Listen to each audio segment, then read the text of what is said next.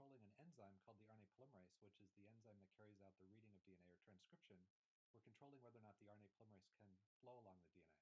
So the T in the middle of a transcriptor is an asymmetric transcription terminator.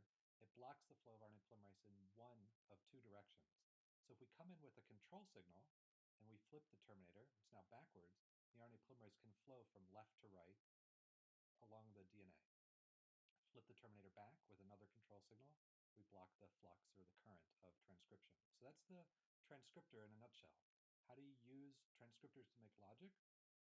Well, for example, if you had two different transcriptors, recognized current of transcription, right? So no RNA polymerase flows from left to right. If control signal number 1 comes in and control signal number 2 comes in, both the terminators are inactivated and the RNA polymerase flux or current can flow all the way through from left to right. You have a high output. So signal 1 and signal 2 must be true. Both signals are present. So for example, in the basic state, the RNA polymerase can flow all the way through.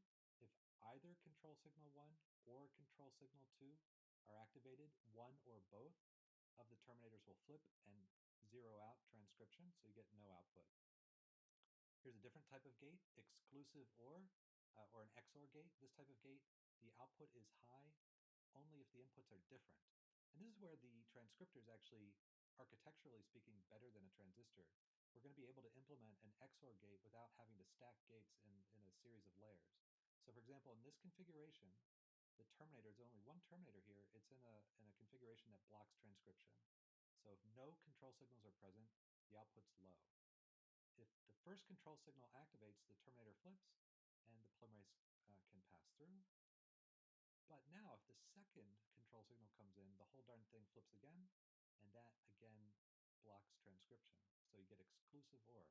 The reason this is different from electronics, you see, for example, how you might make an XOR gate with TTL logic, transistor-transistor logic. You got a layer 4 NAND gates. The reason this is different is because the transcriptor can allow for multiple control signals to be integrated at a single spot on the DNA wire. It'd be as if you had a multi-input transistor with clean independent switching through different control signals at one spot. By doing that, you get a much more powerful or condensed architecture. At an abstract level, how do these transcriptor elements get used? We've got what's known as a 3-terminal device architecture. So, you know, everything we've just been looking at, that would go into the box shown here called transcriptor elements. We have an input signal coming from the left. This is the flux of RNA polymerase coming along the DNA. We have an output signal on the right. That's the flux of RNA polymerase or the transcription current leaving the device. You might be wondering, where's the polymerase coming from? And the key point